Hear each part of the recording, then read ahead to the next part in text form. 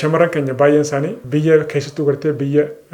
namatti laffa'aniiti ውጭ ሀገርን ሆነን እንዴት ቡክ አካውንቲንግ ከፍታለን ብለው ጠይቁኝ ብዙዎች አሉ። እኔ በአካል አዋሽ ባንክና ኦሮሚያ ኢንተርናሽናል ባንክ እንደዛው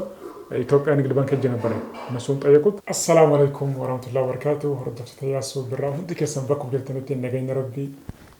ከነስ ብራተው ውድና የተከበራችሁ ያሱ ብራ ቤተሰቦች በያላችሁበት ሰላማችሁ ይብዛ። ዋና ሀራስን አበደት እንጀራ አንገዱመት ነው ጅንትራ እስከ መጨረሻው ከኔ ጋር ሆኖ ጋፊን ተኮፋን ነሞኒ አካውንቲ ኦሶ ሂንበነቲን ከረቢ የኦሮማ ዴሜ ባየራ ጅራችሁ አካውንቲ ገርቴ ብየ ኦሮማተኛ አካውንቲ አካውንቲ በነቹ እንደኛ ጀነ ጋፈታን አኔ ከነም ተኮት ባንኪ ዴሜን ቱረቹ ባንኪ ዴሜን ጋፈደ ኦቦለየን ከየ ካንገርቴ ኦሶ አካውንቲ ባንኪ ሂንበነቲን ብየራ ባኒ ጅራ አካውንቲ ገርቴ ብየ ኦሮማታኒ አካውንቲ ቡክ አካውንቲ ከመቲ በነቹ እንደኒ ጀንጋ ፈደቹ ኦሮሚያ ባንክ ፊ ባንክ ደልደል ኢትዮጵያ አከሱማ ዋሽ ባንክ ለጋ ፈደን ቱረቹ ማልናንጃኒ በነቹ እንደንዳሙ ጀን yoammo garte chira embassy demani embassy garte wukilina yor katani gamasane yote male banun indandamu nanjanechu malif photo da fesisa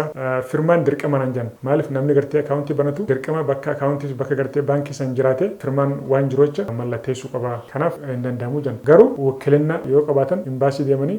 nama wukilina sanin banu nidandama janechu yo garte wukilina dan banatelle boda garte ጭቅጭቅልን ጃቹ mala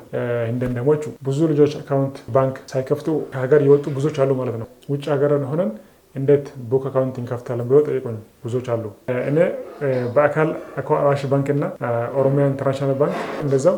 ኢትዮጵያ ንግድ ባንክ ሄጄ ነበር። እነሱን ጠየቁት። ምን አሉ? አይቻልም፣ ግድ ያን ሰው ባንክ ውስጥ ማግኘት አለበት፣ ምክንያቱም ፍርማ ስለማስፈልግ። አሁንም ግን ውክልና ካለ በውክልና በኩል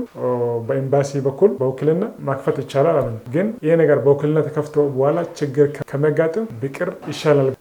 ወደ ሀገር መጥቼ ቢከፍት ይሻላል ማለት ነው። አንደኛ ጥያቄ ይሄ ነው። ገሩ ነምኒ አካውንቲ ቡክ በነቴ ቢየራቤ biyya orma santae direct kar account isa maallaqa galfachuu ni danda'achu bankiin hundinuu swift code mataa isii qabdeechu fakkeenyaaf awash bankiin isa akkasumatti qabani hundi bankiin hundi akkasi qabani karaa swift code sanin maqaa keetii fi akkasuma gartee account kee barreessite swift code san barreessite akka gartee achirraa direct karaa gartee account keetitti siif galaachu account kafto ከሀገር የወጡ ሰዎች ውጭ ሀገር ሆኖ ዳይሬክት የራሳቸው አካውንት ላይ ብር ማስገባት ይችላሉ ማለት ነው ይችላሉ የሮ ደርቤ waa'ee gartee gurgurtaa meeshaatiin wal qabate namoonni gartee maatii keessan gartee sarpiraayis godhuu feetan maatii keessan gartee yoo gartee gama kiyyaan akkan gartee sarpiraayis isiniif godhuu fedhe isiniif godhuu feetan isiniifin godhaa jeen ture garuu hanga ammatti namni keenya ijoolleen keenya keessattuu akkanumatti gartee biizii na godhaa jiran malee nama tokkolleen namni maatii isaanii sarpiraayis hin godhe hin jiru jechuudha warra soddaa keenya qofaatu hanga ammatti sarpiraayis maatii isaanii nama lama godheef hin jiraachuu garuu adaama deemitiin adaamatti meeshaa sirraa fuudhee adaamatti geessee fi garuu viidiyoo gatiin dhiis maaliif namni sangarte xiqqisho gartee ni dabbara rakkoon qabu nan jeni ni dhiisachuu it's okay hangamatti nama soddaa keenya qofaafiin geesseef jechuu namni keenya immoo afaan keessanii isiniif dalagee waan kana osoo gartee fedhii keessan hin barre waan feetan osoo hin barre akkanumatti meeshaan kun jira meeshaan sana jira osoo gartee viidiyoo keessa meeshaan hundi osoo jiru meeshaan isin gaafatan osoo jiru akkanumatti biizii nagootanii jechuudha hangamatti namni keenya fedhii isaa hin barre maaliif namni tokko jalqaba gartee waan takka fedhii isaa barachuu osoo waan feetu hin barre maaliin fedhaa jettee nama gaafachuun nama san dadhabsiistu malee ammallee ani gartee maatii keessan gartee sarpiraayis isiniif hin godhachuu garuu jalqaba fedhii keessan bara waan feetan adda baafadhaadha egaa waan feetan gartee adda baafatan booda gatii isaallee gadda bartan booda eega bartan booda ani immoo isin gammachiisee maatii keessanillee gartee sarpiraayis isiniif godhuudhaaf qophiidhachu adaamaa bishooftu naannoo finfinneedha akkasuma gartee burraayyuu fi naannoo kanoote rakkoon qabu direct qaamaan gartee isiniifin geessachuu naannoo san galatuma ulfaadha baay'een isin jaalladha baay'een isin kabaja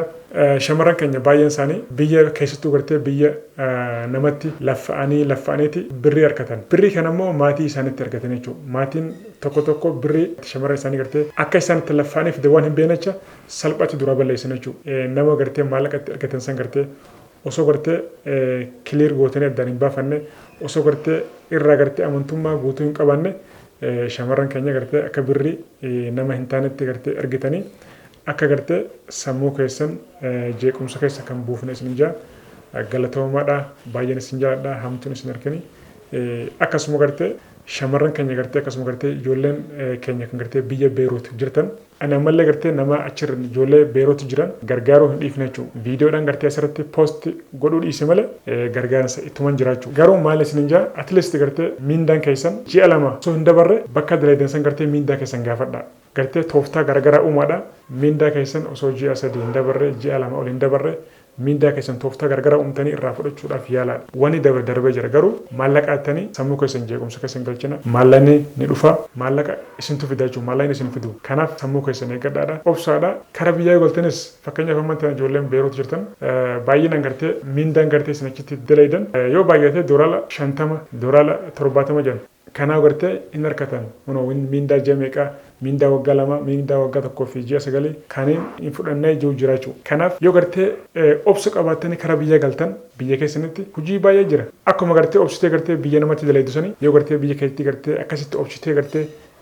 gajjattee dalayde biyya keessatti jijjiirama gaarii fiddaa jechuudha. Shamarran keenyaaf hin isin jaa. Kanaaf yoo kara biyya keessanii galtanis ni jiraatan jireenya sana olii jabaadhaa rabbi isin wajjin jiraatu baay'een isin jaalladha baay'een isin kabaja biyya keenya hin rabbiin nagaa haa godhu biyya nagaa biyya milkii biyya quufaa biyya qananii biyya nagaa rabbi nuuf haa godhu biyya tokkummaadha rabbi nuuf haa godhu isin jaa galatooma ulfaadhaadha ሀገራችን አላህ ሰላም ያርግልን። እወዳችኋለሁ። ሰላም አለይኩም።